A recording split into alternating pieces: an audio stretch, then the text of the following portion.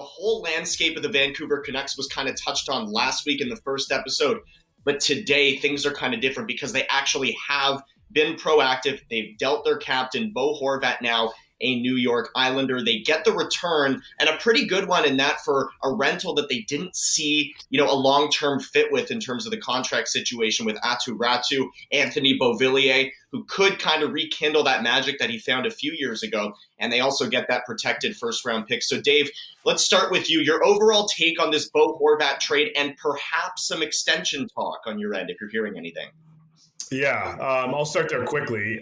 Yes, they started right away. They weren't able to talk to Pat Morris, Horvat's agent, before the trade, but as soon as it was done, they reached out to start that process. I don't know how far along it is now, a few days later, but they did start it, or at least reached out right away to get the ball rolling. So I've got to imagine, like everybody else has been saying, that Lou has an idea as to what the number is going to be to get Horvat signed.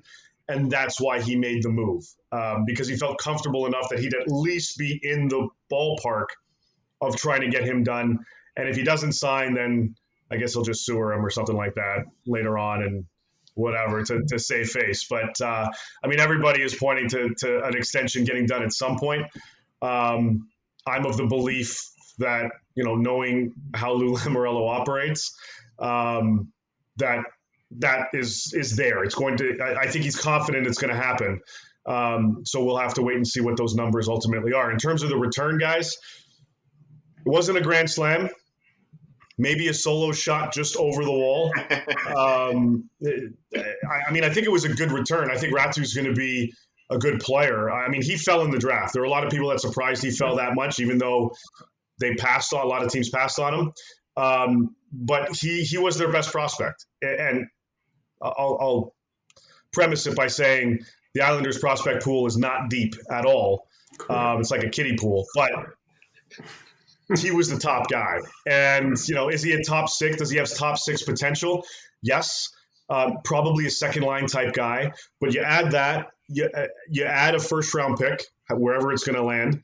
And then you get a guy in a potential reclamation project in Anthony Beauvillier, or Antonio Beauvillier, depending on how you want to pronounce that.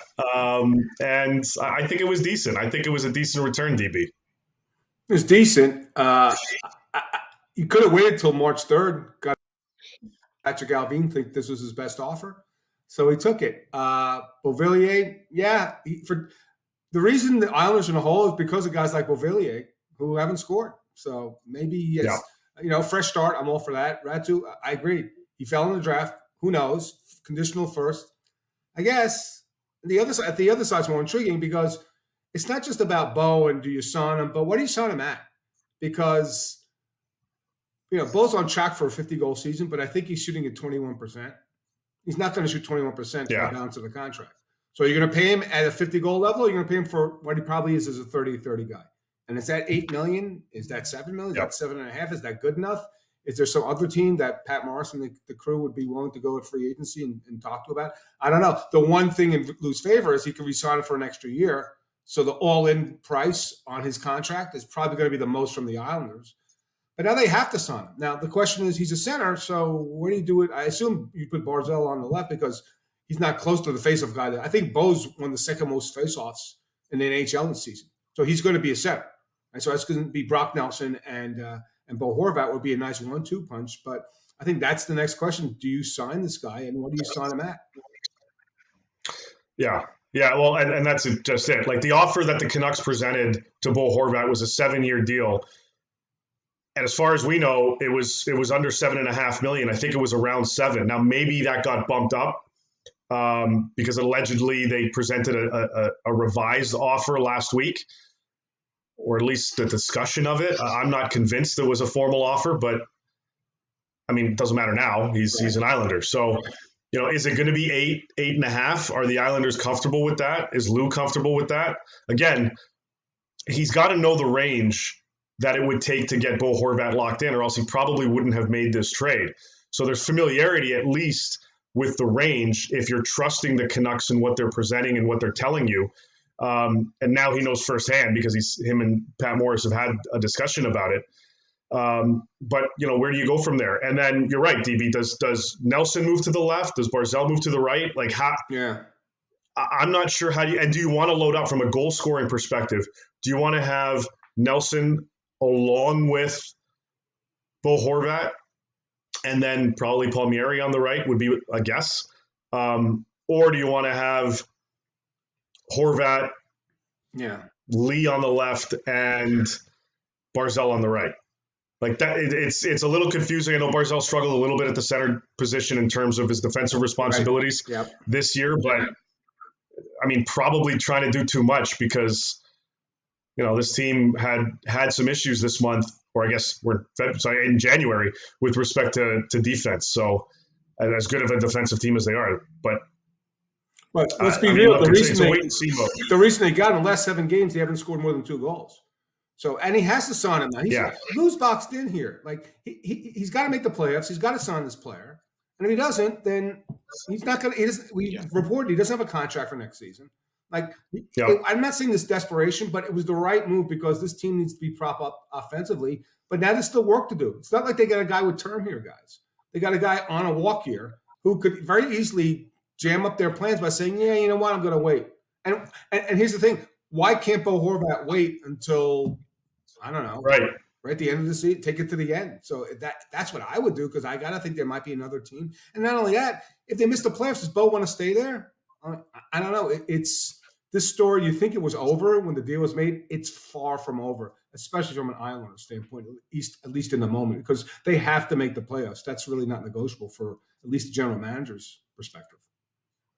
DB, two of those two things actually has to happen. If one of them doesn't, it's a disaster. They have to make the playoffs and they have to re-sign this player. If not, it's a total waste of a trade and you're giving up some decent assets. Now, last week, you're right, DB, we were talking about the New York Islanders and the fact that they don't score goals. They bring this player in, obviously, with the hope that he's going to bring more offense. And on top of that, we also talked about how guys like Wahlstrom and Beauvillier just haven't followed up on pretty good starts to their career. And this is a good opportunity for Beauvillier. I talked to you guys about this right after the trade happened. If you slot him in where Mikheyev was and you put him with Pettersson and Kuzmenko, you can rekindle something there. I do still believe in the player. He's got a shoot first mentality. So, Dave, Anthony Beauvillier, don't sleep on him in the return.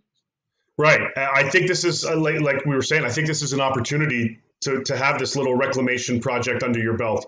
He's got a $4.15 million cap hit. He's got 1 more year left on his contract. Can he fit? And what has Jim Rutherford been talking about for the last several weeks? We're going to make moves. We want to get guys in their mid-20s, early to mid-20s. Well, they got that.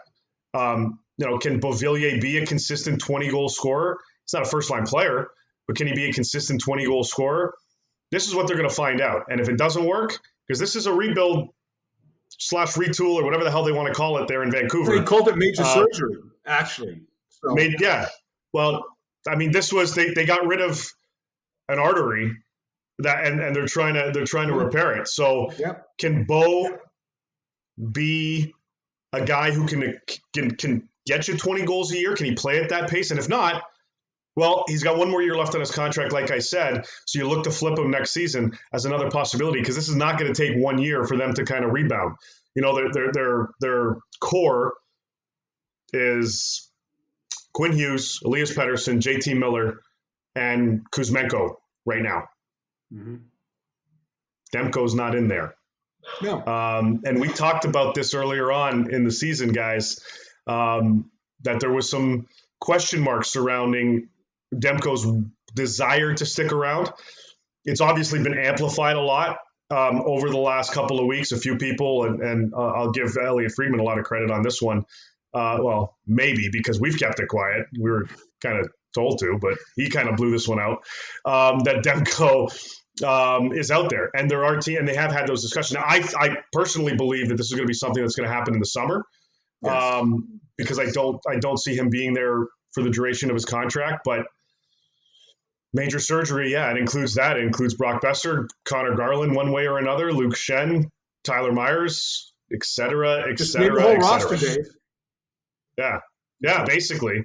I mean, they're going to make changes, and Bo's we're going to find out what he can do, and is he going to be a player that's a complementary piece to the core? Yeah, so the Vancouver Canucks obviously expected to make all of these changes. The trade deadline, guys, just about a month away. And just one other thing, sorry, on the Islanders note, I was told the other day Oliver Wahlstrom is done for the season. His injury, which I'm not going to reveal out of respect to them and to the Islanders, requires surgery. He either had it or is in the process of getting it. So all indications I'm being told is he's done for the season. So that frees up a bit of a roster spot.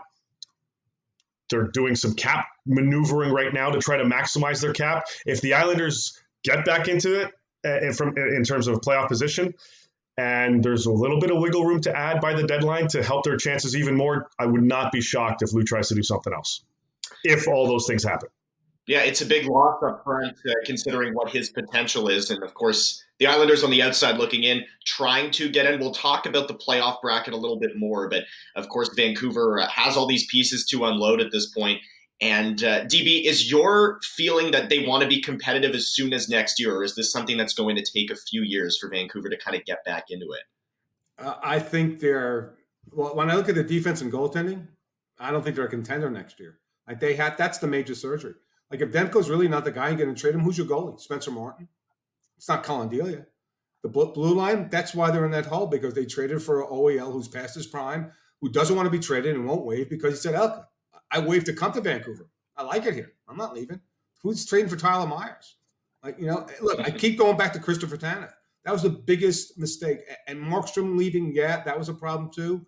But Christopher Tanev, Quinn Hughes, he's had a great season, but he solidified that defense. So do I see him as a contender next season? Well, they're going to have a training camp for Taka to put in his new system. If they play better defense and he's a defense-first guy, I guess they'll be better defensively. But let me see the surgery first. Let me diagnose the patient after the surgery. Okay, Zach, because like this roster is not a playoff roster.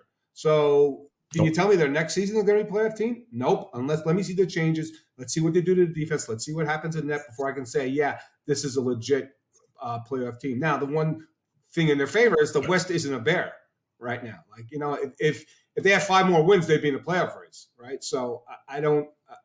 It's easy to get back in the race, but again, let's see what the surgery looks like. Let's see what the patient looks like afterwards, and then we can assess the likelihood for making the playoffs next season. Yeah, think about how many multi-goal leads they blew too. So you talked about 5 wins would kind of get them back in it. If even half of those didn't happen, right, they're probably in the thick of things. But again, the problems with this team go way beyond that. So the Vancouver Canucks, we will see, because there's lots to come with this team.